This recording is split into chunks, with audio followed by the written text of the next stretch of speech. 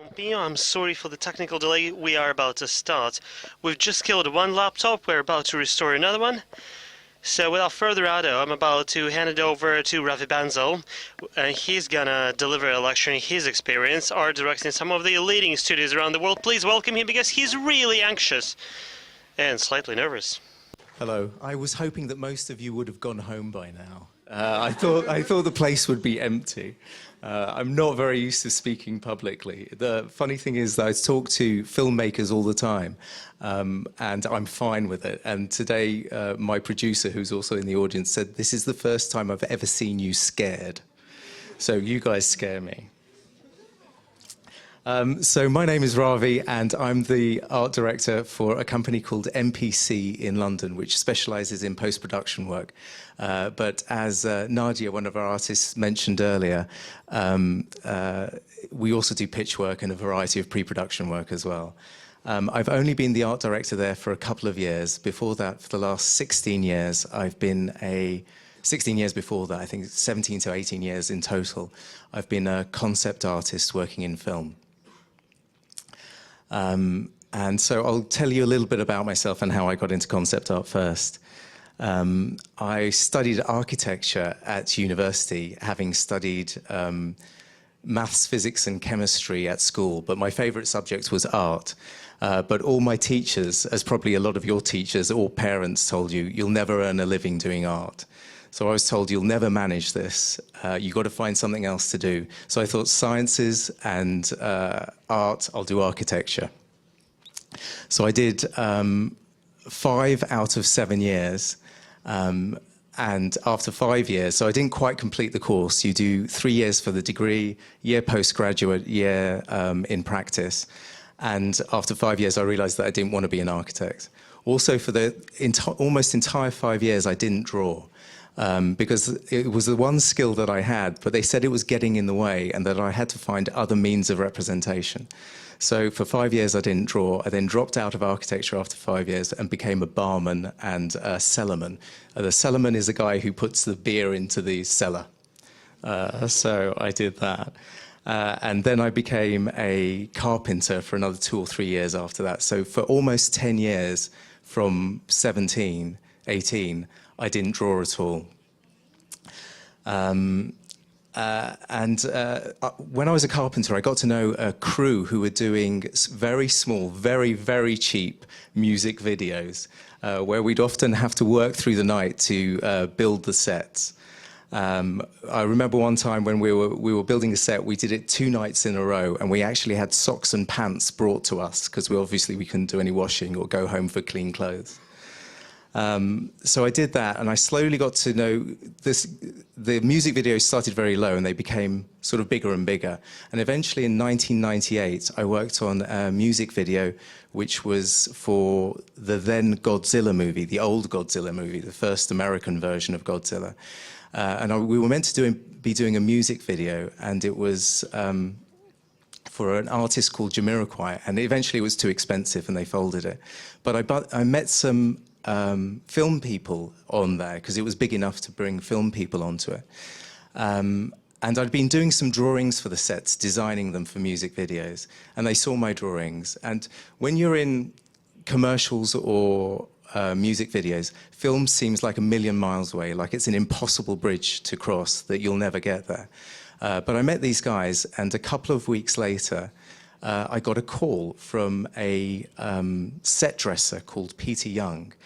Peter Young had won 2 Oscars at the time. So set dressing, I'll try and explain what set dressing is. The production designer on a movie will design the sets and environments and the entire look of a movie. A set dresser will come in and put the chairs and tables in and make it lived in however it is. So for fantasy movies, so for normal movies, you'd hire all the stuff from what's called a prop house, and you'd bring it in. But for fantasy movies, obviously, things might be script dependent, and they need to be designed specifically for the story.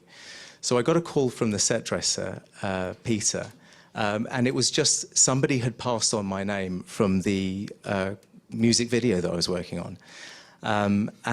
It was late at night, and they said, could I come in for an interview the following day?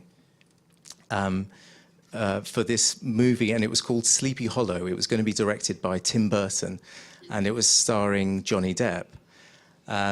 And he described to me what they were looking for. It was meant to be a week's worth of work, designing a pair of glasses and maybe a couple of other things. And I had nothing in my portfolio. I mean, a couple of music videos. I'd done a few storyboards on the side that were terrible. And so I was going to the interview the next day. And so on the train to the interview, and no one's seen this for the last 17, 18 years. So this is the first time it's been seen publicly. I did this drawing. So I'll explain to you what he said to me on the phone. He said it was a pair of glasses for a 17th century investigator to look at dead bodies with, and they were meant to sort of magnify his eyes. And that's what he told me on the phone. And so I think I'm going to have to do this. Are we doing this? There, that's my first ever concept piece, after probably not drawing for 10 years, which is pretty embarrassing now that I look at it. You can see that I was much more concerned, or I was actually doing better with the technical parts, the sort of mechanical parts, than the faces, which are pretty terrible. But so I did this concept piece on the train in 40 minutes towards the interview, and this is what got me the job. Or this is what I thought got me the job. A few years later, I found out that there were probably only 5 concept artists in England at the time, and they were all busy. So that's probably what got me the job, as well as being very cheap. At the time, I was on a very minimal wage. So when they offered me what actually wasn't very much in film terms, it seemed amazing. And so it was fantastic for me. So that was my first ever concept piece. And also during the interview, I think one of the things that I knew from architecture was during the time period, you couldn't weld. And this was something that I told them, that it would all have to be made with rivets or screws and things like this. And I think they quite liked that, the fact that I knew about, or it gave it some veracity, some type of truth to the object. And this was how the piece ended up on Johnny Depp, with some other embellishments to it. And there's another view of it. I also did, so I was meant to be on this for a week. And eventually I was extended. I was on the project for 10 months. And I designed every single hand prop in the movie. So torture implements, swords, armor. There was some embroidery to do with the Headless Horseman, who was the main bad guy in the thing. These medical instruments that you see behind me here, that he was doing his investigating with. I did pretty much everything, and actually got to know Tim Burton very well on the project. In fact, on my first day there, I didn't know what I was doing at all. I didn't even know where to go. And he came and found me, and he said, "Are you Ravi, the concept artist?" And I went, "Yeah." And he goes, "I'm Tim Burton, the director." And I went, "Yeah, I know." And then he sat down next to me, and we're just drawing like kids, going, "Yeah, I want to look at this, and this is what I want to have a look at, and maybe this design." He's going, "Yeah, that's really cool." And that was my introduction to the film industry. This was one of the only other images I could find from Sleepy Holidays. And you can see it's now done in marker. I couldn't actually afford markers when I first went to the job. So it was only after working for a couple of weeks I bought a whole range of markers to be able to do the job. So not long after there, I worked on Star Wars. Sorry, I need to look at my notes. So I'm juggling 2 computers because we can't get this linked in with that. So I've got some notes down here somewhere. Sorry, can you guys hear me? I'm not sure where I'm holding the mic, too close or too far away. Yeah, fine, okay. So yeah, Star Wars Episode 2. Generally considered to be the worst of the series. I don't think that was entirely my fault. I was working for the production designer who was concerned with the built sets rather than anything digital, because that you normally need maybe 3 months to build a set, sometimes more, sometimes less, depending on the complexity of the set. So I was just doing designs mainly for a character called Queen Amidala and her palace by a lake. Sorry, I don't know which button to press now. There you go. That was going to be the marital bed where Darth Vader was conceived, but they actually didn't put that in the movie. You can see the date down there, 99, I think it says.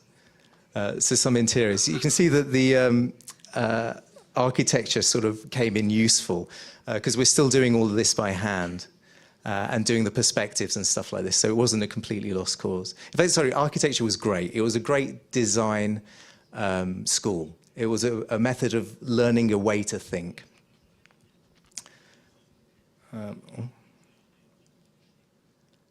So this is one of the illustrations I did that persuaded me that I needed to learn 3D. Because of the repetitive shapes, trying to do it by hand, and also just putting chairs around a table in 3D, a fucking nightmare. Or without 3D, a fucking nightmare. And so on this project, I designed over 200 chairs, and one was chosen for the main bad guy, the Emperor. I mean, kind of a brilliant but mentally destroying exercise. Just think of 200 different chairs. One day, sit down. If you're no, don't actually, just don't design 200 chairs. But yeah, so soon after this, I started working digitally. That's the top view of the same scene. And this is a palace that I did, which was eventually painted by a brilliant artist in the States called Eric Tiemens.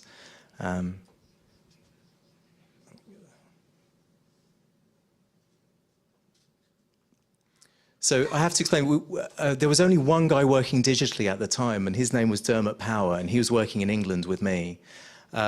Most of the other crew, everyone was still working by hand, and we were working in a style that Doug Chiang had set up on the first Star Wars.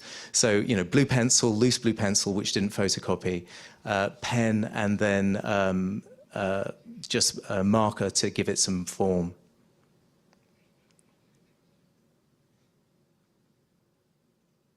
You can see, can I step back with this? I can.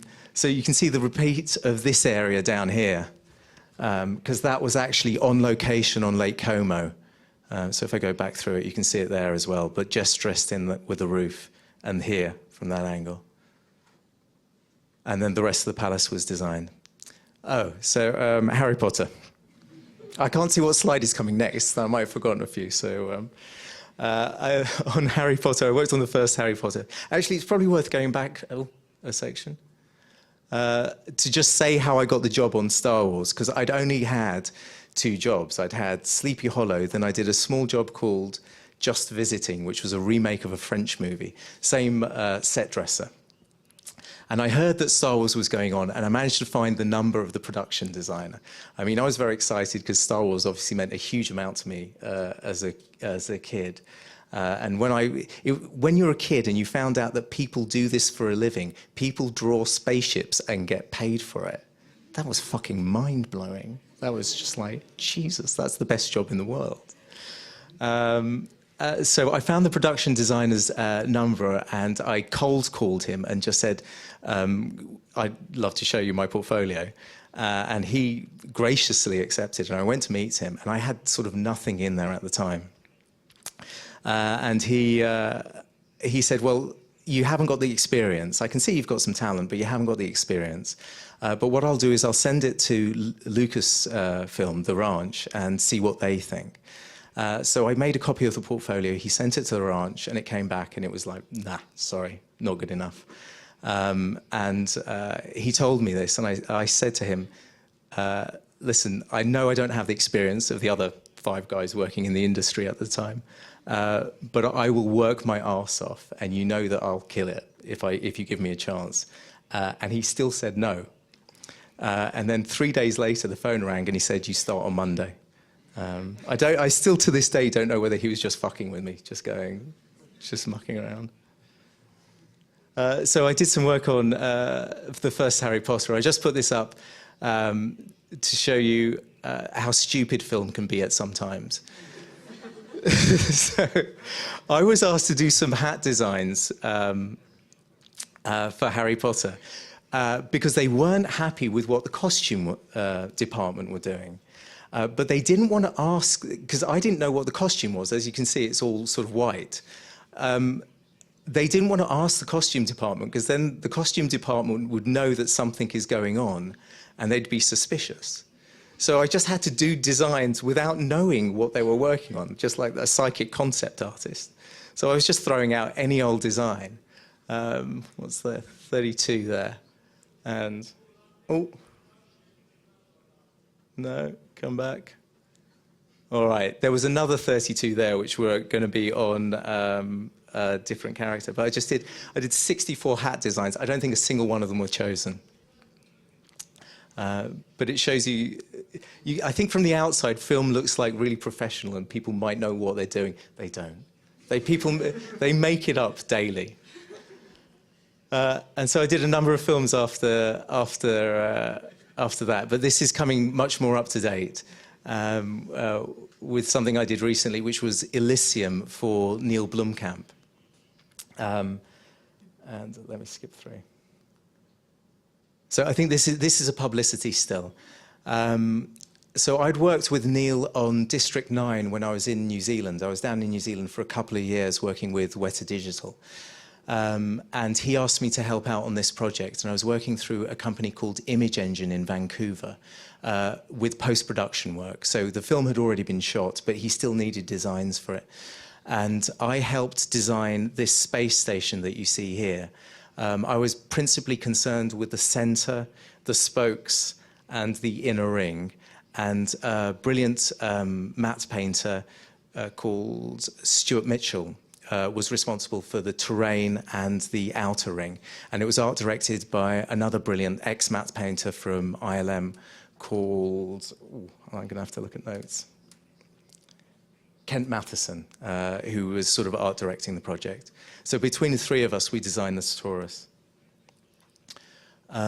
I can't take credit for the layout design. That was all Stuart Mitchell, but we did a ton of these, looking at different sort of layouts and different glass structures. We did maybe, I don't know, 40 or 50 different designs for the glass. And nothing seems credible, but nobody questioned it when the film came out, but each one of those pieces of glass is the size of the Empire State Building, which is... It was utterly ridiculous. Or the length of, I think between the two columns is the length of the Golden Gate Bridge. Yeah, that was it. So they're really, really big. And so we were stressing about this when we were designing it, but nobody really cared. This is a view at night. Down here was a plate. So this is something that was shot here. And this was the concept for what it would look like at night. So I wanted to take you through just one part of. I'll show some more stuff on the space station a bit later, but just sort of an interaction with the director and how quickly it can work. So they already had this ship design, which was the Raven, which was designed by friends of Neill's down in New Zealand at Weta Workshop. But he wanted another design, if I can go back, for the surface of the Taurus, a sort of military or a police helicopter design that could exist in this world and also in space. And the one metric we had to look at was the size of the door, which was actually taken from the helicopters that they used on set. So we had to sort of match that because people were jumping in and out of the doors. And these were his design benchmarks. He really loved the helicopter, the color of it mainly, which was an air sea rescue helicopter from the States. He wanted the feel of a Black Hawk because he thought it was a sort of troop carrier. He loved the Russian Hind. And then these were the ships that had been designed by Weta Workshop. So you can see that there was already a design language there, the sort of the double engines, swivel, vertical takeoff type feel to them. And so on sort of my first morning, I did a bunch of designs like this to just give him a bunch of silhouettes. But what I found actually was that I'd done too many, in too cartoony a form, and he didn't really investigate them. I knew I could take each one of these to photoreal conclusion, but when you look at the page, I think it became daunting, and I should have probably done half the amount, maybe 10 of them, and just taken them to a sort of cleaner conclusion. So that was the morning, but because I had direct contact with him, at lunchtime he looked at them, it wasn't hitting it, so I sort of moved on to other designs and did them in a much sort of, I mean, you can still see that this is really sketchy with just loose form lines or tone over the top to give it volume and presence. And so did a bunch of these in the afternoon. And once you get one, it's just like easy. You can churn them out. You use bits of one off another and keep on going. He kept on looking over my shoulder, so it was constant discussion. Much like Tim Burton, you're just sort of dealing with the person who's making the decisions. And he liked the Hind thing, and this was a sort of much more blocky version. But he liked it to, he wanted to be more streamlined, to counterpoint the other vehicles in the movie. And he sort of chose number 1 up there. So I think I did that probably in the first day, or maybe in the morning of the second day. And then I sort of investigated, because this could be anything, and you're going to interpret that elevation sort of almost in any way. So I went into a 3/4 view to just test the design to see what it looked like there, and whether he still liked it in these aspects. And he did, and you can see the keeping the 2-engine thing. I mean, it's sort of, it's like convergent evolution. You end up at a particular design. If you put the same ingredients in, you'll end up at a particular place. So it sort of looked very similar to the others. I did a scratch model that I just bashed together from parts that I could find, like the, you can see the cockpit's quite defined, and I think I stole all of that, and some of the jets and things. So just a scratch model, and this was by the end of the second day. And again, that was approved by Neill, and then went into final designs. So just looking at 2 different views of it, and giving the modelers some fairly tight elevations. And I could also hand over the scratch model that I did that had the basic sort of form of it. Because you're always, the thing with concept art is that you're always handing over information. You have to put enough information in there that the person in the next step in the process knows where they're going with it. And this is how it ended up on film.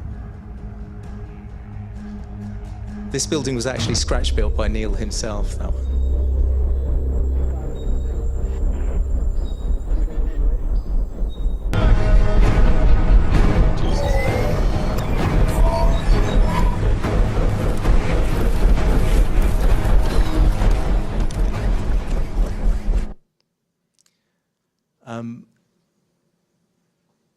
Yeah.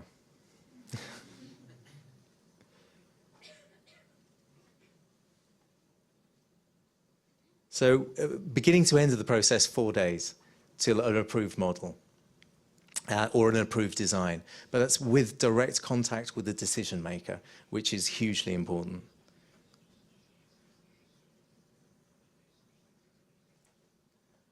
So these,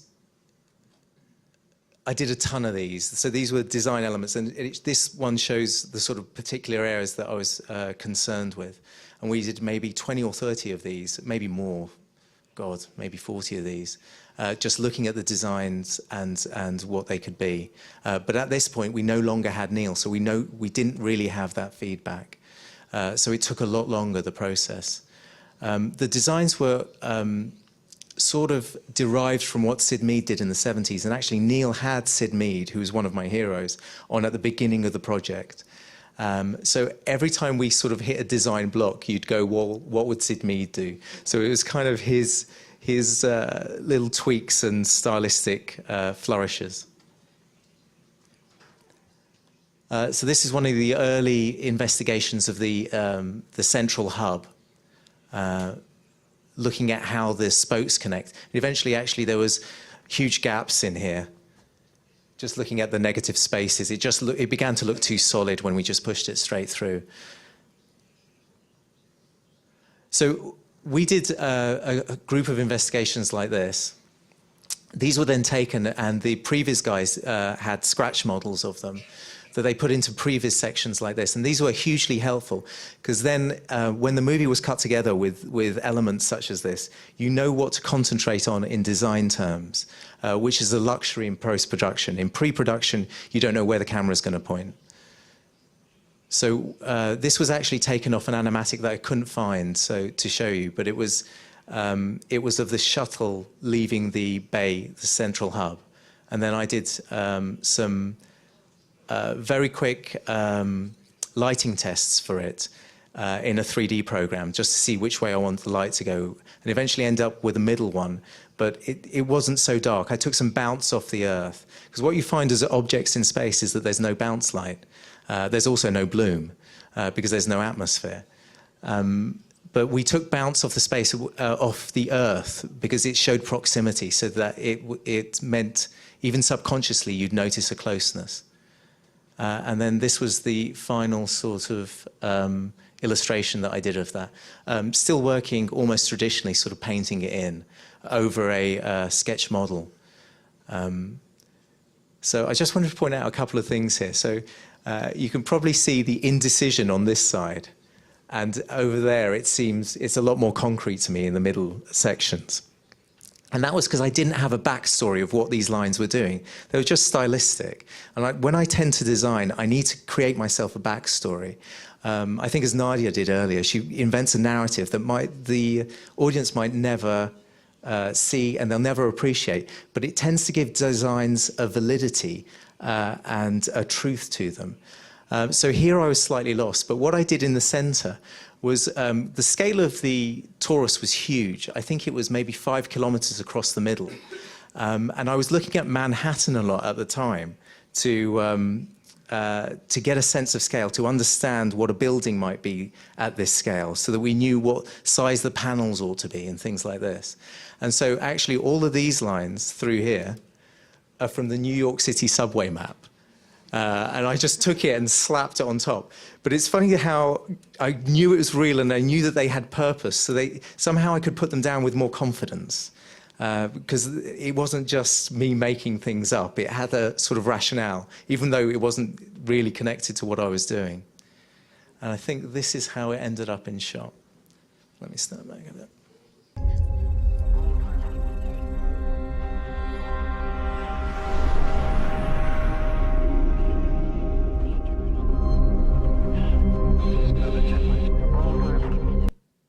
So what you see there at the end is actually South Africa, which is Neill's home country. He was bored of seeing America in space shots, which I can understand.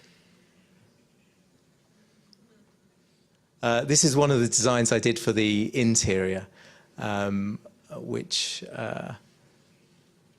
yeah, we did a ton of these. There was a guy called Ron, oh, I'm going to forget his second name. Ron did the initial design work, and then we were doing these as lighting passes. Again, fairly quick, and a lot of the designs had been worked out. This is a render, actually, of the robot in the foreground, and the rest is painted. And then this is how it turned out.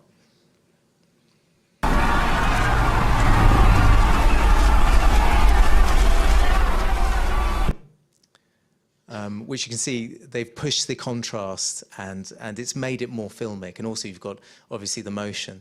The reason that I'm showing you the sections of film afterwards is that concept art for film isn't an end in its own right. This is. It's just a step in the process. It's a maquette on the way to a finished sculpture. And it passes through a hell of a lot of hands before it gets to the screen. I mean, the ideal situation is that every pair of hands that it passes through gives it another layer, imbues it with more quality. Doesn't always happen, but that's what you hope will happen. Until it reaches the screen. So concept artists who sort of claim too much ownership over how it ends up on screen, I think is probably wrong. So this is a project I did in, I've showed you projects, Neill's project where things kind of worked. And this is a project I did in New Zealand for Tintin, for Steven Spielberg and Peter Jackson. I never met Steven Spielberg personally, but we saw him on the CineSync. We had like Skype calls maybe every couple of days. And so I was designing, so it was still post-production work. All the action had been shot with grey suit actors in mocap. in sort of rough spaces, and then we were decorating the spaces afterwards. So this is Tintin's Road, and I was working with a production designer called Kim Sinclair at the time, who sort of immersed himself in the world of Hergé. And he picks out all the correct cars. We sort of we scoured the comic books to find what his street actually looked like, because Hergé was incredibly accurate with all these things. And so these are different sort of mood pieces for his street and how it could be dressed. We did I did a ton of. Sorry, I have this tendency to say we, because I think it's a collaborative effort. I did a ton of views of this, and eventually it was cut out of the movie. Like how wet the street was, how bright the lights are, what you saw at the end of the street. So one of the things I want to talk about, I want to talk to you about a time that it went wrong. But this is why it went wrong. So we were designing Tintin's interior, and we were putting all the stuff in from the comic books that we saw, like the red chairs, the red curtains, the fireplace, which were all in the comic books, so that it sort of echoed back to that. And then imbuing his character with things from his travels, like the stuff from Africa, trying to make out that he was sporty and that he could fight with the boxing gloves, a bowl for the dog. He was a reporter, so we had a camera. And all the other, like the blue plane, I think was Tintin in Russia, actually. So all of these things to help imbue his character with a bit of depth and history, and show that we'd looked at the books. And if you see off this way, this sort of edge here, this is off to a doorway, which is his study area. Again, we're sort of layering it with everything that we could find. I was kind of self-consciously working in a sort of very clear, delineated manner, because it was something that I saw in Hergé's work, which is called linéaire claire, where it's sort of outlined and it's sort of purposefully, it has a sort of, delineated. I was trying to find another word and I couldn't, I'm sorry. English let me down. So we're layering the room, giving him history, the typewriter again, reporter, all of these things. This was the reverse view. I think, again, the curtains and stuff like this was echoes from stuff we'd seen in the comic books. And so then there was this character, and he's Mr. Silk. So after going through all of this with Tintin, there was this character in the story, and he was a kleptomaniac. He stole wallets. And we didn't have access to the script. And all I knew was that he had a line of dialogue where he talked about being in his living room. And we were to design his living room, and it had loads of stacks of wallets in there. And so I had no one to ask about this. I had no access to Steven Spielberg, and Peter Jackson we didn't really have access to Peter Jackson. We were in the same room as him, but it was generally accepted that you weren't allowed to talk to him, which was kind of strange. You weren't actually allowed to. Nobody said it specifically, but it was, you understood that you weren't allowed to do that. So I was sort of flying blind on this and so I invented a backstory for the character. I thought, well, he's quite old now. Maybe he was married before. Maybe his wife died. Maybe that's why he's a kleptomaniac. It's a connection with other people, even though he's not talking to them. He's sort of interacting with them. So I gave myself this backstory. I mean, why would he have wallets in his living room? Why did he change his living room? And so say he was married, maybe, and Tintin was set in the 1940s, 1950s. So maybe 20 or 30 years ago is when he was married, and he decorated the room then. So I'm giving myself all this reason for design. So I looked up 20 or 30 years ago, and Orientalism was prevalent, a very decorative style, a very flamboyant style. So I then went on to do a quick concept piece, which was like that, which looks suitably garish. But it's all the wallets around the room, a very decorative wallpaper, a very decorative carpet. And I was sort of moderately pleased that I'd managed to come up with a rationale for myself. So again, we had a call with Steven Spielberg, and they presented a bunch of my work, and then this as well. And Peter Jackson had already seen these, but he'd made no comment. And then Steven Spielberg saw it. So we're in one room in New Zealand, and Steven Spielberg is in, I think he might have been in the Hamptons or one of his beautiful houses somewhere. And we had screens like this, and we'd have picture in picture, so you could see Steven Spielberg in the corner. And he had just had a look of horror on his face. He just looked at this image and just went, no, no, no, no, no. And at that point, I managed to get why he didn't like it, because he went, I can't see the wallets. So I drowned in all my sort of gymnastics to try and give it validity and truth. I drowned out the story point that he was trying to put across. He was just trying to show the wallet. And everybody commiserated and sort of patted me on the back after the call. But I actually think it was successful. I think the method of thinking was correct, even though I didn't have access to what they wanted. But we found out the truth. And I think that's a good thing with concept work. Often you see concept work, and the stuff I showed you before is stuff that you're very pleased with because it kind of ends up on screen like that. But 90% of concept work is finding out what they don't want. Because most people don't have a design vernacular and they can't express themselves, but they can tell you what they don't like. So we'd found out in the space of a day or a day and a half what he didn't like. And so it put us on track. And this was how the room eventually ended up looking. This is a scene from the movie. And you can see that the wallpaper's much more muted. The layout's pretty much the same. You can see that this bookcase, if I flip back, so at the end of this bookcase, it was plain, and he was just looking directly at that because it was in the center of the picture, and there's nothing there apart from this plain wood. And so here we decorated the end with shelves so we could fit more wallets in. So there were wallets everywhere, and we amped up all the color. One thing that did make it through, if you look down, the carpet still made it in. Okay.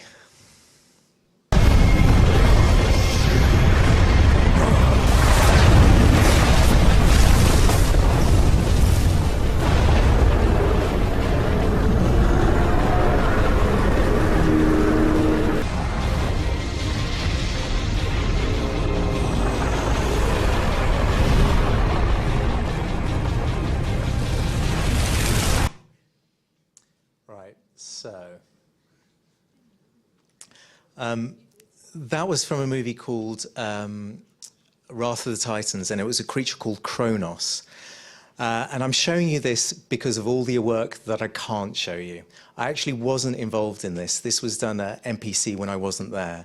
But what it can do is show you the process that we go through in all our other projects and sort of lead you through from start to finish. So you get an idea of what a creature from initial inception to final screen image looks like. Everything I say here, I wasn't involved. So I feel a bit disingenuous, but we didn't manage to get clearance for any of the stuff that we've worked on in the last 2 years. But it will show you the standard process that we go through. This was actually art directed by my predecessor, Virginie Bourdin. We still have one of the guys who worked on this here. The initial process is mood boards, and Nadia actually talked a lot about this earlier in her lecture, but I can't stress the importance enough of finding reference. Reference will take you in different directions. It will stop you from repeating the same forms and shapes that you're used to. And it's also like seeing, we're talking about going out and finding references in the world and knowing things. You gain a sense of knowledge about something. I mean, we don't know anything about lava or rocks or anything like that, so educate yourself on it. When you see things, when you look at things, see them, know how they work. I think it's why we as artists, or me anyway, did a lot of anatomy when I was younger, because you want to know what's underlying the forms that you see. You want to be able to understand it, because then you can more correctly depict them. So reference takes you off into territory that you might not have been to before, and will break your habits as well. And actually, just talking about reference, I'm going to take a brief segue away from Wrath of the Titans onto a project that we did have something to do with, which was X-Men. And I want to show you just one particular piece of reference and how it influenced the entire process. These are other mood boards, which I won't talk about now because I think that was covered by Nadia in her talk. I mean, this was stuff done for Pirates of the Caribbean 4. One thing I will say is that, again, this will allow somebody into the process who doesn't have a design language. You can talk about these things. They're not dictatorial. You haven't started drawing yet, so it doesn't confine them. But also it's in a photoreal manner, which is, because sometimes it can scare people if you go to sketches too fast, because they see a reduction in their product. Whereas if you're talking about stuff like this, then they can see that you're aiming towards this as an end point. Also, it's almost the base level of creativity, because you can make abstract connections between images. You know, disparate images and disparate things. Just putting this girl next to that plankton will throw up ideas. So it's a creative aspect where you can invite people who don't have the vernacular that you do. Very rarely look at other concept work. You sort of normally go to the source. But sometimes you want to see what somebody else has done, because they might have done it very well, or they might have done it very badly, and you know what to avoid.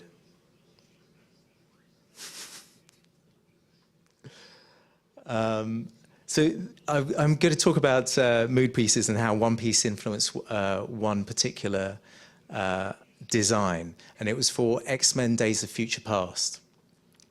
And it was this.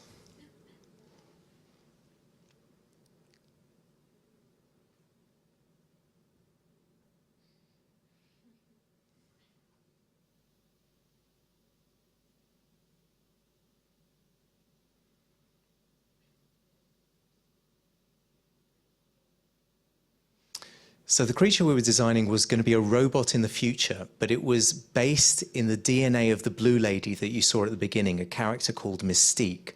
And she manages to change her appearance, and the robots from the future change their abilities in order to counter threats. So that was our starting point.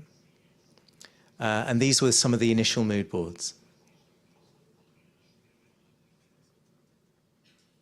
So you're looking at fashion for texture and feel. And we actually started with drawings. That's why I threw that in. Actually, this was done by a concept artist who I think did a talk here called Andre. And I'm not going to pronounce his surname correctly. Rublechev? Rublechev. Brilliant concept artist, anyway. So even though the nature of what we're designing, a robot, you can still start with drawings. This was done by a guy called Thomas Korpi. Who's a Swedish concept artist. So we began to use a technique that was Scott Robinson had pioneered, which was using, do any of you guys know Scott Robinson? Brilliant educator and designer. And he pioneered this technique of using replicators in a program called Modo. You can do it in a number of programs, but you can iterate very quickly and find forms and shapes. So these were done by a Polish artist who's working in the States called Maciej Kuciara. So we began to investigate in these ways. And sort of soon came to here, using the textures and styles. And this gives you a very photoreal result, but it seems it's quite unfocused. You put it in and hope. And you'll see what you're getting out of there, but you don't really have a direction. So we did a number of these, and they weren't really hitting. I mean, I'm showing just a small portion of them.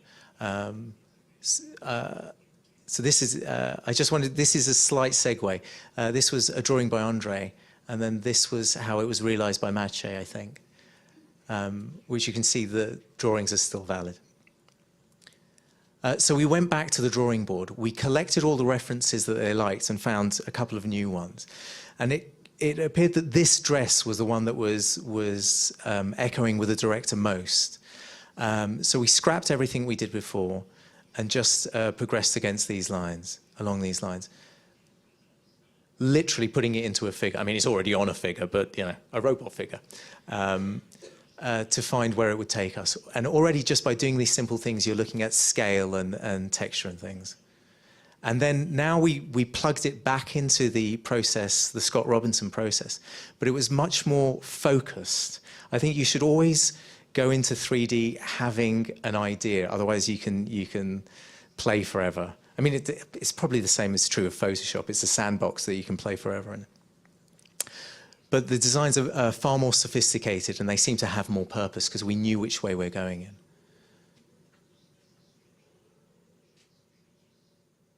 Slight redesign of the silhouette. The head shape was taken from a comic book design for a character called Nimrod, who was a sentinel, which these robots are named after. But we soon lost that. As you can see, we're constantly referring to the original reference. This was a design requirement, a drill arm. They punctured through a bunker to get to the mutants. And so we'd already sort of nailed the design. I mean, it became far easier for all our searching beforehand. And we're looking at specifics now, the character of its face.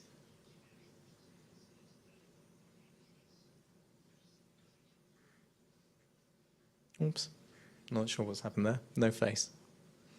Oh, none there as well.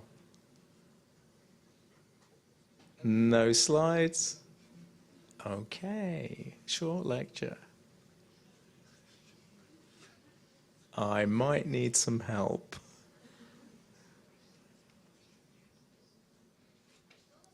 Hello? It's quite good, I can hear them panicking backstage.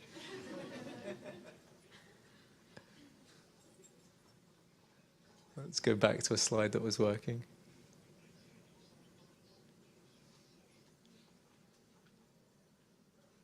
And I'll move back on to show you Wrath of the Titans and Chronos again in a second. I heard that Jammer, when he was here, did handstands to entertain the audience. I can't do that. I can't sing either. No, not working. Damn it. It's funny, the copyright symbol still exists. How come that? Out of all the things. I'm still going. Ah.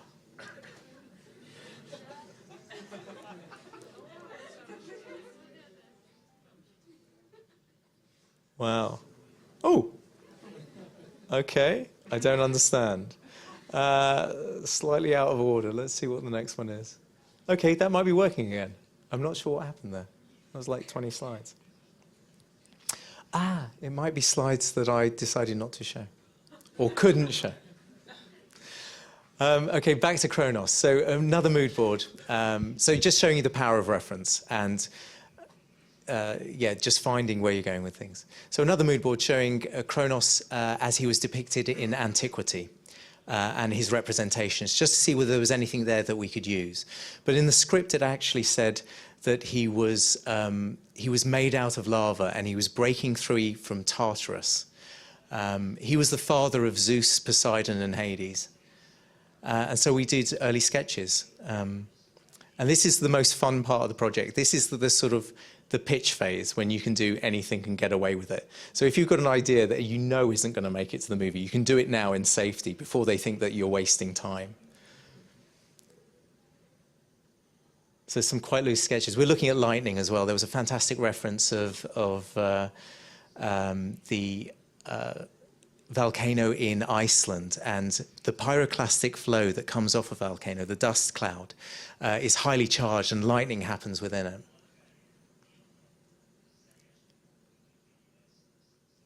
Again, introducing photographic textures to help work with scale and detail.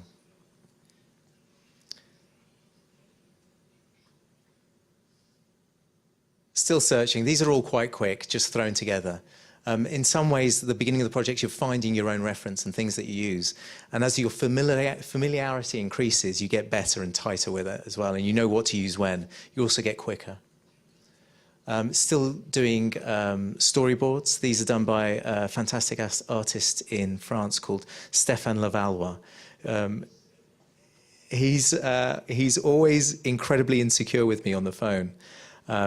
He keeps on thinking he needs 3D, but he draws so beautifully that it just doesn't matter.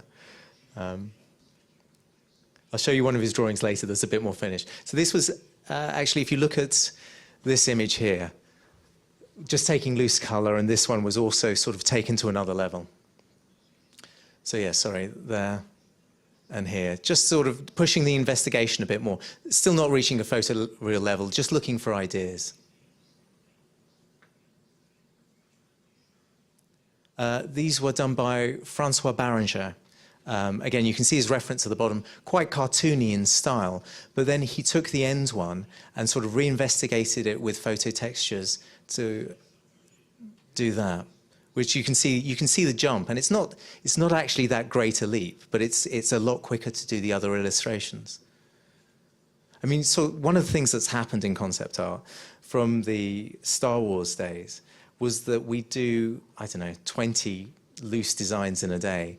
Now you'll do one every 2 days, maybe one every 3 days, but they're a lot tighter. And the interpretive gap between what you're doing and what ends up on screen is getting smaller and smaller.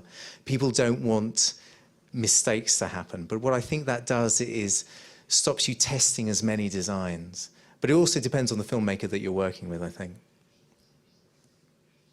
This is one of Stefan's beautiful drawings. You can see that Chronos in the background is flinging lava around. And I think he instigated that idea.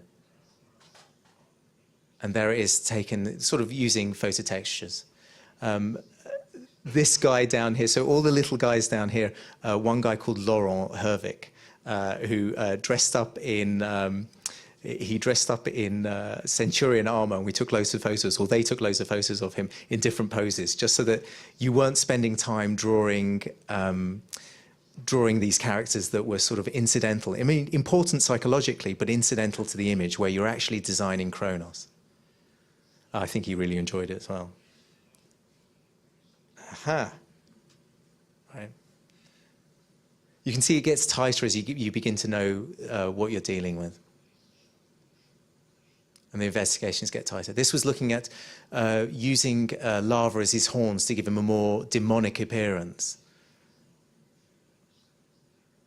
Loose colour. And then further investigation. The horns were just considered a bit too much. It was getting too devil-like. And I think that was the major design thing that happened with Chronos' head. This was also investigating how the smoke would alter his silhouette and break his silhouette and where we can use it, or whether it's something that we wanted to hide his external silhouette. So these were further investigations, now just done in 3D without sketching, just looking at his headpiece. So these three designs of the head were sort of ones that had reached the finishing post, and they were looking at all three of them simultaneously. And this is how the head ended up, with elements of the lava that could be considered almost hair-like, but also had a mantle and a sort of nobility about them, a sort of regal aspect, as well as being aggressive. I mean, they were spiky. Again, trying it with smoke to see how that would help or alter the silhouette. So here's some more photo reference, which was used to help sculpt the body further in 3D. We found, or they found, some willing volunteers to do this, have their faces caked in mud. I mean, maybe it's a cheap beauty treatment that you could have at work. And so you can see how all of this information gets invested in the sculpt. This is putting it in a less neutral environment. So this was eventually how the sculpt ended up, but it needed another level of detailing to add scale to it. So again, we found a willing volunteer and covered him in mud. I think Virginie actually did this to a guy who still works at MPC. This is a guy called Stephen Molyneux, who will get his shirt off at any opportunity. It's like you have to force him to keep it on. But the great thing about the photo shoot is that you could try and make it up, but you're given so much for free, and you know, you have to do less thinking, and it's more valid in a way. So these textures weren't taken off directly, but used in certain parts, and you can see the parts that are moving, that aren't moving, and obviously there's a logical rationale that parts that are moving are going to be more lava-like than parts that aren't moving, where it can cool down. And then the lava underneath was a separate design thing and became incredibly useful because what you could do with the lava is actually direct somebody's view to what you wanted them to look at. You can have it hotter or cooler in different places. You can see around the eyes, they've given it yellow eyes here in quite a dark background. There's almost no cracks on the face. I mean, the face was investigated later, I'll show you that. But you can sort of direct movement, which became very important later in the shots. That's the full figure there. The face investigation.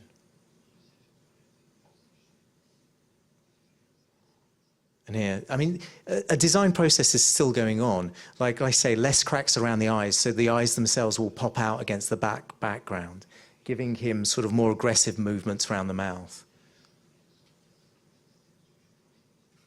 And this is one of the final concept pieces. So all that work to produce this image, all the thinking to produce images like this. They had to do a close-up of the mouth because Perseus, who you can see just in the front there, flies down his throat and sort of blows him up from the inside. Here as well, the design still continues. Smoke is being used to exaggerate movement, show his scale, show how slowly it moves in the atmosphere. These small smoke trails here of particles and rocks falling off him also go to add scale and exaggerate movement.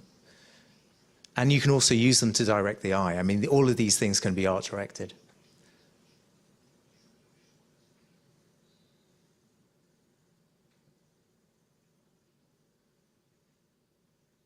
What's a monster if it doesn't breathe fire? And then these are some different shots from how it ended up on screen. And you can see the amount of work done by the VFX artist who did a stunning job on the smoke and particles, and the compers who put this together.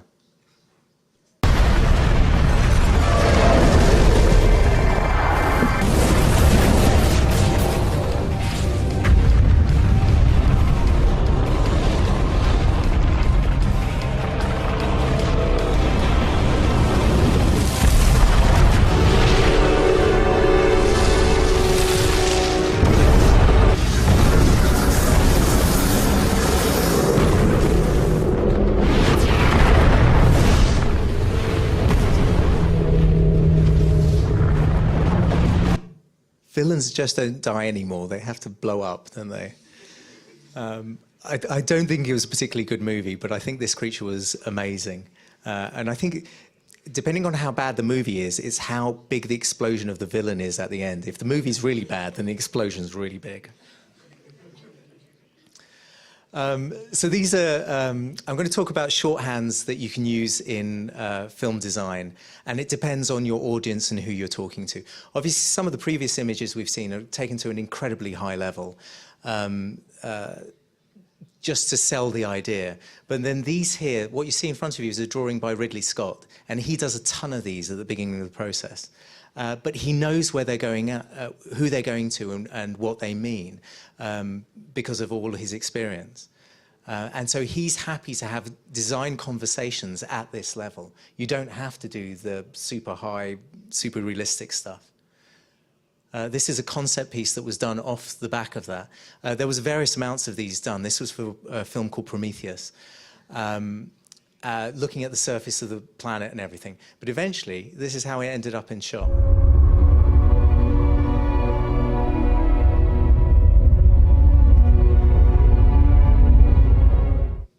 Which you can see is incredibly close to his original design in framing and idea.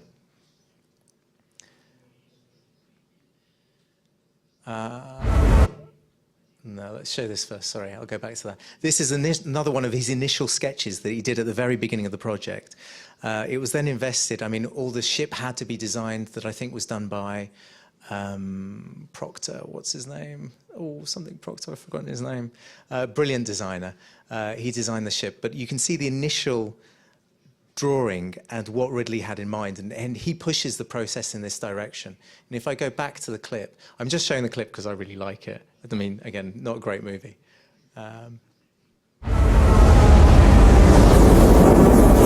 Two, easy does it.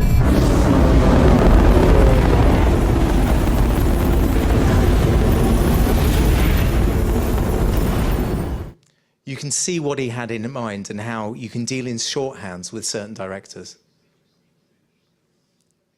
So this is a project called 47 Ronin that I worked on for a costume designer called Penny Rose. And the reason I'm showing you this, I had just come back to England, and I got a call, literally stepping off the plane, saying, "Are you available?" And went to work on this project. And I did 3 weeks with Penny Rose, where I ploughed out maybe 70 or 80 different designs for costume. And she sat me in the corner of the room, this big room with the costume department. And I was ploughing out these designs, and they were all completely useless to her, but she just liked having me there. I just filled paper for her, because she didn't even know what a concept artist did. She was just told by the producer that she needed one, so she hired me. But the way she actually designs is that she finds fabrics, she finds interesting fabrics. When the actors come in and she's read the script, she sort of applies the fabrics to them. She sees how they react with their skin color. She almost sculpts in fabric. So Penny Rose is most famous for designing, I guess, one of the most iconic costumes of the last 10, 15 years, which is Jack Sparrow, Captain Jack Sparrow for the Pirates of the Caribbean franchise. And yeah, she didn't need me at all. She just kept me there because I was sort of pretty in the corner of the room, but completely useless to her and useless to her process.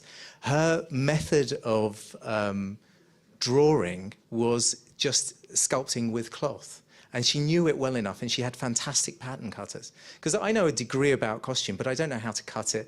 I'm not exactly sure what the seams are. It's going to be a loose interpretation. Whereas she knows all of that, and she does not need concept artists.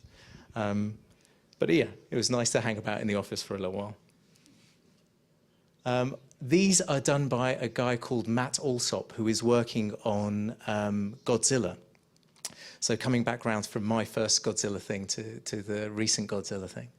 And Matt worked basically in value statements, and he was doing almost just storyboards and designing in this way. And the director loved his work and loved the scale and just the way it was done. And he designed pretty much all the creatures, Godzilla and the Mutos. I mean, they went through a huge degree of design after this, but the basic forms and shapes were all there. And then the texture artists and modelers also imbued it with a character and quality. But I wanted to show you a scene from the movie. Oh, this is one of his early storyboard pieces.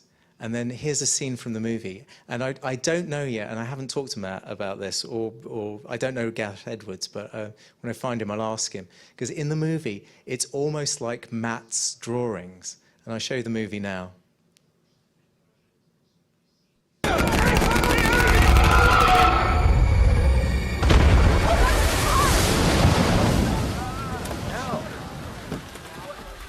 I mean, it was pretty much like he liked Matt's drawing so much that he did this whole section of the movie in value statements. It was all grey. But again, the conversation there can be a shorthand in conversation. It still gets you as far.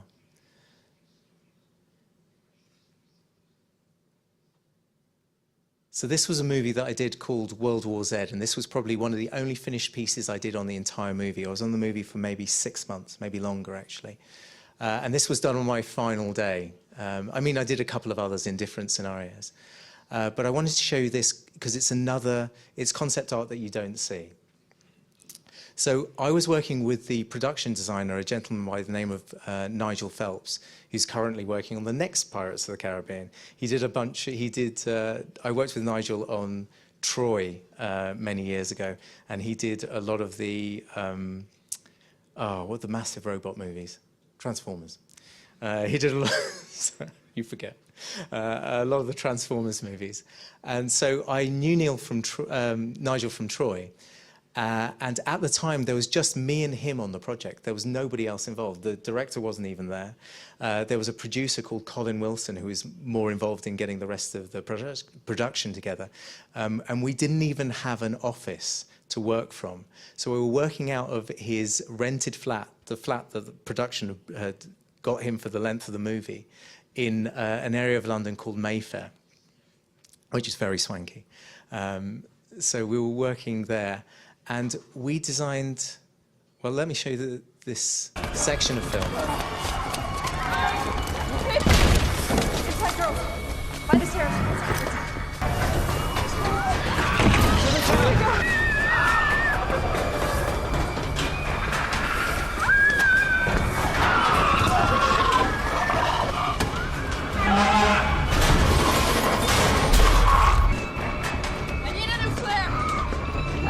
Asshole's about to get through. Ronin! Let me in! Ronin!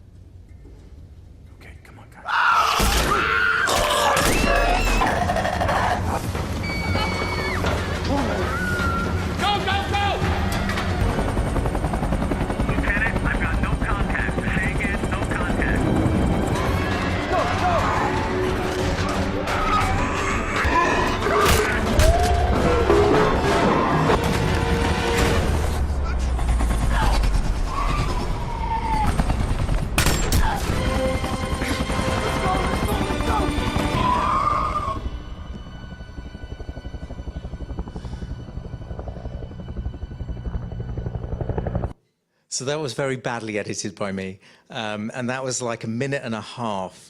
But this section of film that was that you saw, that it was taken from, was sort of over 20 minutes long. So it was 20 minutes of the movie, and everything you saw there was done on stages. Nothing was real. All the staircases, everything was built specially for the movie. And me and the designer Nigel designed all of that in the space of a week. Just because we had developed a shorthand. And these were the concept images, if they can be called such, that we did on the way there. It was just all done in 3D with us putting cameras in, seeing what it looked like. We actually invented the whole narrative of where they ought to go, how they ought to negotiate the building. So we designed the apartment. I cut the apartment out because there was too much already. But we designed the entire apartment. But this is as far as it went. This is the staircase where they initially enter. The last staircase is where they push down the block that stops the guy coming up. This is the second staircase where the guy falls down between the pipework. This is beginning to put it together to see where we could put windows. If you probably didn't notice in the clip, but there was no windows at eye level because they would have looked onto the backs of other pieces of set. And it was never done like this, but this was a composite of the travel through the set. So you can see from the bottom down here, an entranceway that was actually never filmed. It was too expensive, so we cut that out. Well, it actually wasn't that expensive, but they wanted to spend the money somewhere else. The initial staircase, going through the corridors, finding the flat, coming out of the flat, finding the other set of staircases onto the roof. And the roof was done on green screen as well. But all of that, 20 minutes of film, was decided by two people in the space of a week. So Nigel forced me to do one concept image of it later, which is kind of horrific, but I'm going to show it to you anyway. Sorry, this is the mood piece. I can't see what's coming next. And so this decided the materials and structures. And this was the concept piece that I did. And actually, I was working with another production designer later. We were sort of doing a redesign of Paris Disneyland after they bought Lucasfilm, because they want some of the Disneylands to have bits of Star Wars in them, potentially. And he said, what have you been doing recently? And I showed him this piece. And he went, that's the most useless piece of concept art I have ever seen. You concepted a fucking staircase? All right, so here's a few pieces. So, I'm just going to show you a few pieces that I can show you of recent work. These are in the art of books, so I feel that I can show them to you. Otherwise, a lot of our stuff is embargoed and I just can't show it to you. So we worked on Guardians of the Galaxy, doing various props and stuff in the pre-production phase, and we did a huge amount in post-production. I mean, something that Nadia didn't tell you was how much she actually contributed to that project, as did all the guys. I did a vast amount of work. We have a very talented matte painter in the department called Chris Kessler, who helped design the environments, which were after a guy called Olivier Pron. Sorry, I always try and give people credit where credit's due. Again, this is a collaborative process, and there's so many talented people involved. But I'd love to show you his work, maybe another time, maybe in a couple of years they'll allow us to show it. So these are the only pieces that I can show you. This is from Avengers Age of Ultron, and these are also in the Art of book. And we helped design, along with a guy called Stephen Wong, you can see SW in the corner, the Avengers Tower. I don't know whether any of you guys have seen the movie, but it's at the beginning, and there's the bad guy gate crashes a party that's going on here. But these were some of the initial design things. And actually, one of the great things, sorry, let me talk about this very briefly. One of the good things about working in 3D is that often as 2D concept artists, you think about composition, and you think about it in 2 dimensions. The good thing about 3D, and the thing that the production designer of Avengers saw in our work, was the fact that we were actually looking at spaces, not just a 2D composition. Because there's a 3D referent for a 2D compositional sense, which is in 2D you have object, sorry, I'm getting slightly tongue-tied, figure ground object field relationships. In 3D you have object void relationships, where actually the voids are more important as defined by the objects around them. And it's a different way of designing, and it's a different way of thinking. But the production designer of Avengers saw that we were doing this. He had 15 concept artists on pre-production. Some of them extremely good, but they were tied up with other things. And I was glad that he knew the difference. So we helped him design that. Some interiors. And this was the medical bay. Very early concepts. And that's it. Thank you very much.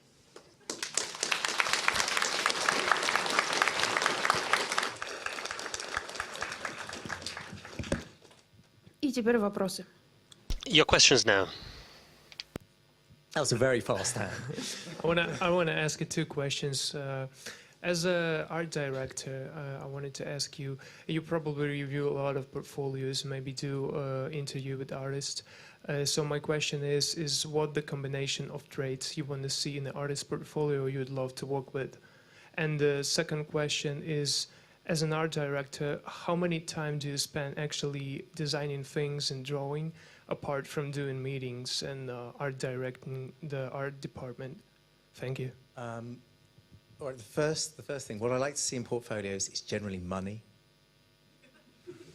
Just fill it with that and you'll be fine. What do I want to see? You never know until you see it. It's impossible to tailor something. You want to see ability. Technical ability goes without saying. You need somebody who can manage the basics.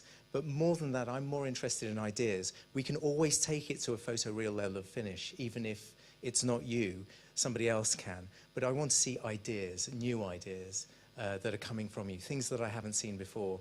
A lot of the stuff that I see online currently is very derivative. There's something good and bad about that. You obviously copy the things that you're excited by. But I want to see new twists on it, I think. But honestly, you don't know until you see it. Speaking from my own, I wouldn't tailor a portfolio. I do the things that you enjoy. Because I think the enjoyment comes out in the work. And just as long as you can see that. If you're trying to force something out because you know you ought to be doing it, I don't think it's going to be a stronger piece. I think there's going to be a subconscious notion with that. On the other side, I very rarely draw anymore. Almost all my time is taken up with meetings. And the funny thing is, I don't mind. I don't actually miss it that much. I mean, I still draw in my spare time. I've recently started sort of drawing in front of the TV. I'll just freeze frame things and draw things. There's something about the sensuous quality of pencil on paper that I still love. And I mean, I draw in shorthand to talk to the artists and things. But otherwise, I don't do any finished pieces myself anymore. Is that okay? Еще вопросы? Поднимайте руки, чтобы я видела, где вы, что вы хотите спросить. Нет? Окей, сзади вижу. И девушка. Okay, more questions? Okay, I see 2 hands.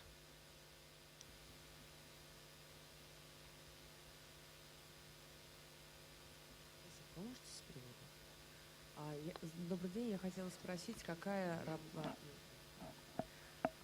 Hi. работа в кино, I have the following question. профессиональную зависть? Are you professionally envious of somebody else's work? Can you name a particular movie Скажем так, вы that gets you green with envy? понимаете, что на сегодняшний день Is there something you understand you simply cannot reproduce? That's a very big question. It's about envy. Would you say that you have anyone or any filmmakers or like concept artists from any movie or you envy about, and you can say about this person, oh, this is not my level at all? Well, they're much, much better than me. Yeah, much better, yeah. Oh, yeah. I mean, God, I think every concept artist who works for me is much, much better than I am or ever would be or ever was. I think they're fantastic. I think one of the great things about taking this job was actually working with a team and working with people like Nadia, and we've got a guy called Poe and Leond and Chris and Mark. They're phenomenal, and they educate me every day. I learn from them every day. Beyond that, I mean, God, the internet is full of people that I'm constantly in awe of. I mean, they're spectacular work out there, just really, really good. Yeah, I'm envious of everyone. Super envy. Maybe top 3? Top 3 or odd something like artists that I'm envious of. Yeah. I love Stephen Messing's work. I think that's fantastic. I think Maciej Kuciara is incredibly good. And I'm probably influenced because I've met him and he's a nice bloke. God, who else? I mean, there's a bunch of young guys who are just phenomenal who are coming up at the moment. I don't think I can choose the top 3, actually. I think it's too hard. Okay, top 2. Well, those As two. well? Done it. Hi, sorry, I have many, maybe a stupid question. I have seen backstage of Guardians of Galaxy, and I know that they had both colors of chroma key, green and blue. But why they used green chroma key with the actress with green skin in a quite dynamic scene? I don't know. But what do you you can think? basically you can roto out anything these days, so you can always make the selection, but I don't know. But what's your opinion? Why they choose that? Can you let somebody else ask the questions? Yeah, sure. Okay, anyone? I don't know. Еще вопросы? Да? Да, переводить надо. Вопрос задавали Наде, но, наверное, просто... Nadia was asked the same question. Как вы получаете работу? So, how do you find new commissions? И вот как... How do commissions come to you, and how does your cogwheels come into motion? You're getting a new piece of work, how you actually doing this. And as an art director, you actually a part of making your clients give you this new piece of work? Sometimes. Sometimes yes. Most of the time, no. Sometimes we chase work just because I want to do it. Have we been successful? I can't think. Have we? Yeah, occasionally. But most of the time it's done at a different level. They will come to our boss, the studio boss, and ask for work. And there are relationships that happen at a studio level that I don't have access to. that actually sort of partition the work and how it goes to different studios. We'd like to believe it would be on talent, but it actually happens at a different level than that. And also No, it happens on talent. When we get it, it happens on talent. And one more question from online. What about team management? What is the most important things there? Managing people in terms of timeline, or give them free space to actually art working? A bit of both. I have my producer who is the whip, and I'm the sort of soft one. Apart from that, managing them we generally do with drugs and alcohol. That seems to work. Keeps most of them happy. No, it depends on... They're all very aware. None of them are stupid and none of them are children. They're all adults who can manage their own time. So it gives me very little to do, which is great. I mean, essentially, I'm very lazy. I mean, I work very hard, but I'm lazy. So anything that I can lay off is great.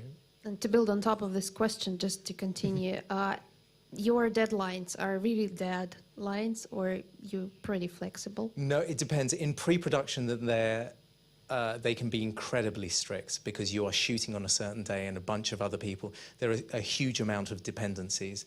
In post-production, it can shift slightly. And now more and more studios are building in a sort of baggy time that they can keep you working for. They tell you that the deadline is here, but that actually you kind of know that they're going to extend it, which throws everything into turmoil, really.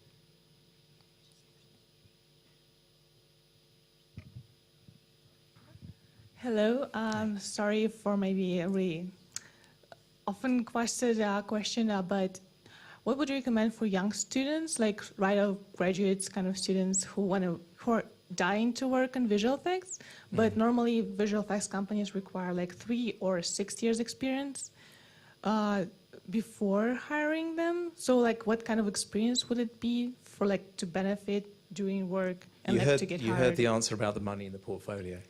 Well, anything else maybe could be I don't think there are any rules. I think it's something that they put out there to generally stop as a buffer. I think if your work is good, they'll take you. I don't think the 3 or 6 years matters. And that's the first I've heard of that, actually.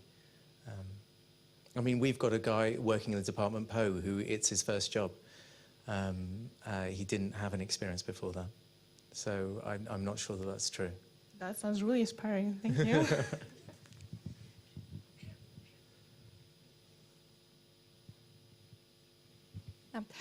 Фильмы, которые вы нам продемонстрировали, они в основном... Now, the movies you have shown are epic, large scale and photoreal. What if your concept artist is of a more romantic inclination? Does he have a chance? Recently was epic movies and maybe even battle stuff and everything. And the girl want to know if she's a romantic kind of artist. Is she able to... Absolutely. We also did Cinderella, which I wanted to show you. But again, we didn't get the rights to... they didn't allow us to show it yet. So we did Cinderella. What else have we done that's more romantic? Hunger Games, is that romantic? No, not really. At some point. At some points, it's romantic. We did 50 Shades of Grey. Is that romantic? We didn't have to do much concept work on that, I have to say. But we did 50 Shades of Grey. I'm trying to think. Yeah, we do a huge range of movies. Еще вопросы? Может, у нас в онлайне что-то есть? Да, сейчас подойду к первому ряду и пока что здесь. У меня 3 маленьких вопроса. I have 3 short questions. First, which particular filmmaker impressed you the most? Would you like to share it with us? 3 small questions. The first one is about which director gave you the most impression or like fulfill your desire of being directing you? Yeah. That's a hard question to translate, sorry. Yeah. I did really like working with Tim Burton just because he was so free and easy and he was so collaborative. If you came up with a good idea, then it was great. He took it. there was no sort of ego involved. And if you wanted something else, then there was a reason for it. So you always got a reason. So I really loved working with him. Neill Blomkamp's really good. He's really creative, and he loves the creative process. Yeah, let's say those two at the moment. I can't think. There's been a lot. I can't. No more than two. Yeah, two's fine. We're sticking with two answers now. И еще вопрос вот на стадии разработки My next question. концепта. So when you're developing your concept, understand that you visualize a particular world, do you often get the impression when you see the final product that the ideas you had beforehand were much better and richer? You imagine the world inside of your head, and in the end, you see it actually on the screen. And how often you said, "Oh, that's not what I actually think about." I don't mind. I think, like I said, the best situation is that it gets richer as it goes to the screen, that everyone can add to it. And actually, the thing with sketches that we used to do, rather than the very finished sort of photoreal stuff that we're doing more and more of these days, is that it allowed the next person in the process an imaginative space to enter and contribute to the process. And I actually like designs that get slightly twisted on the way to the screen. It's not what you would have imagined, but it's also not from one imagination, which is quite a good thing. It tends to have a degree of pollution that might give it a greater sense of truth. Спасибо. И последний маленький вопрос я хотела спросить. Часто ли к вам My last question. обращаются какие-то молодые безумцы? Do you often hear from young, crazy filmmakers who want your help in a non-profit project? Crazy someone from like art movies or someone asking you to help pro bono in some kind of piece of work? I will never let somebody work for free.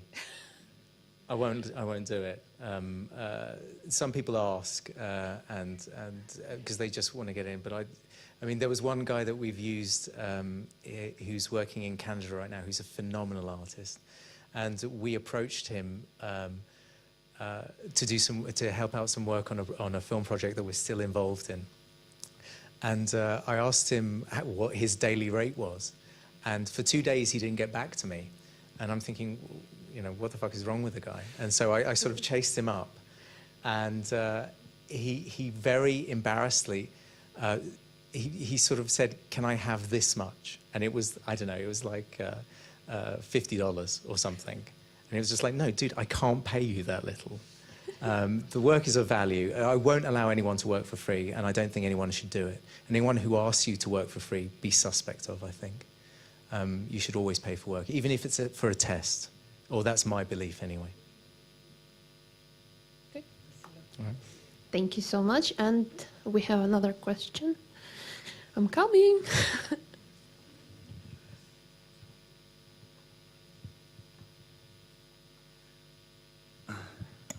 Yeah, hello. Hey. No one mentioned it, but like, thanks for awesome presentation. Like, you shouldn't have been scared. You can do this for a living. Yeah, that's true. So, as for questions, like I have a two-part question. Like the first part is, you mentioned that when you started, it was more about like producing more options rather than doing some like few tight variants for director to look at. Yeah. Now it's like more doing more rendering stuff. And I would just like you to say as probably more of trends that you kind of notice what's happening in concept art right now. I think it's becoming more and more 3D, and I think that you sit down, take it easy. I think that increasingly the techniques used in post-production are being used in pre-production, because obviously the producers more than the directors are reacting to them, and so they want to see something finished. I mean, I'll tell you a story. There was one studio head that we had a meeting with last year, and it was actually on a project that Max contributed to hugely. He did some design solutions for us. And we were presenting the work to the studio head, because the studio was going in one direction and the director was heading in another. And we presented, when we were like, Mummy and Daddy, please don't fight, you know, be nice to each other. We presented the work, I presented the work to the head of the studio. And he would literally switch off if it wasn't photoreal. If it wasn't photoreal in front of him, if it was a drawing or representation, he was on his phone flicking through. Because he wanted to see where the money was being spent. He wanted to see what he was getting on screen. And I think that seems to be a more prevalent attitude. It does depend, like I was saying, with the filmmakers that you work with. But they want less of an interpretive gap between what they're seeing in design terms and what they're seeing on screen. They want to know what they're seeing on screen. So it's shortening that gap, but it's not allowing people, I think, in the process to actually add to that. And it's, I don't know, it depends, I guess. But that's a definite trend that I'm seeing. 3D work, so like I say, the attitudes or techniques of post-production are being used much more in pre-production, because it's how you retain a degree of control. Because you're showing this is what your screen is going to look like.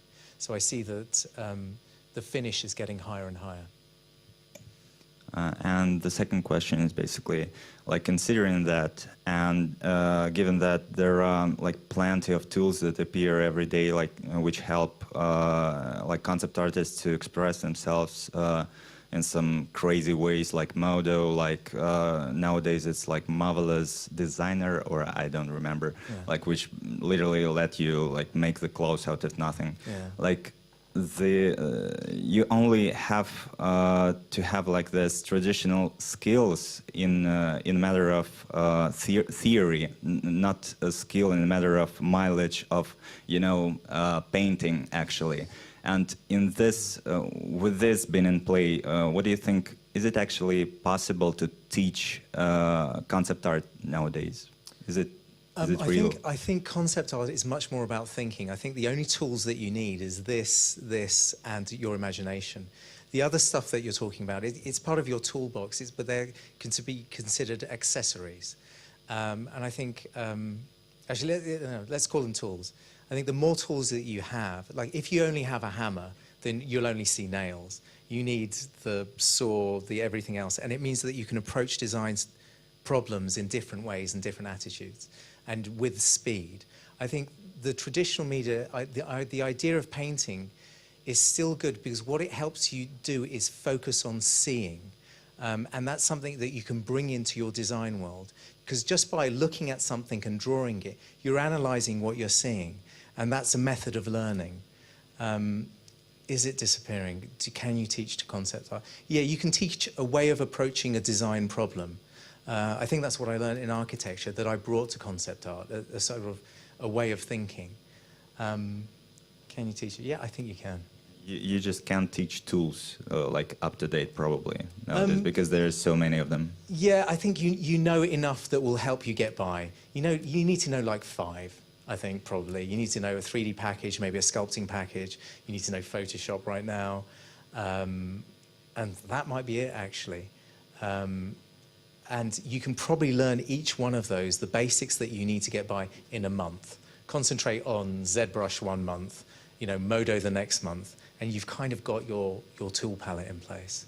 But what it will do is just keep you employed. You can approach it in any way that a director might want. They might want sketches. Thank you. Еще вопросы?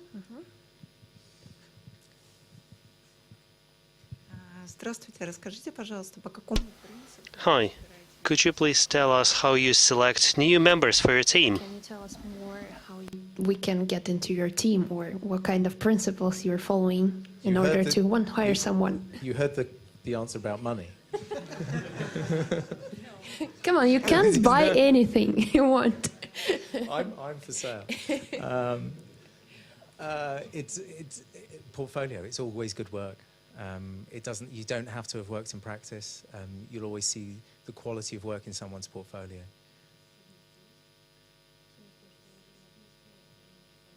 What about soft qualities, of soft skills qualities, like Soft skills. Like That sounds vaguely naughty.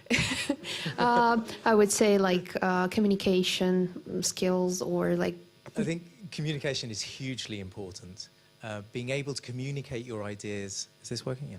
Communicate your ideas to a room full of people, as I've kind of almost managed to do this evening, has served me very well. One of the things I learned in architecture actually is you stand in front of your work that you put on the wall, and there's an invited panel of critics, maybe 6 to 8 critics, and then you have maybe 60 people in your peer group, and they are all looking to rip you a new arsehole. They're just trying to tear you down. And actually what you learn is defense and being able to talk in public. It's horrific the first few times it happens, but you learn very quickly. And I think that's an immensely important skill.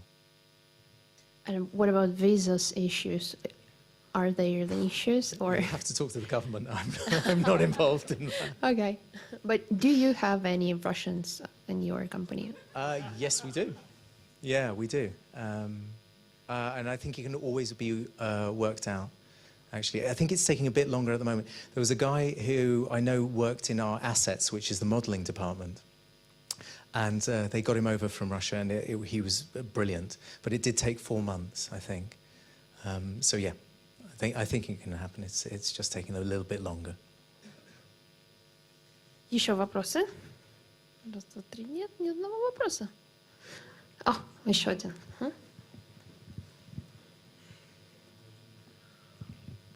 Здравствуйте. Скажите, пожалуйста, такой вопрос. Влияет ли бюджет, который выделяется вашей студии, на финальный... What's the impact of the budget you allocate to a particular project on the final concept or on the final product? How budget affects the final piece of work, and if it affects actually. In concept or in post-production? Both. Both. Yeah, the budget, we have, say we're doing pitch, we're normally hired out to, it depends. I mean, sometimes we are hired as a sweetener, because the main work is going to be the VFX work. So the art department helps sort of grease the wheels, where we get the filmmakers involved and we do design work for them. But it's thrown in as an overhead. Other times we're budgeted for and we work towards a budget, and we will tell them, or they will tell us, we need 3 weeks work, and we tell them what that will cost. So yeah, budgets are important. In terms of VFX as well, it's all budgeted for.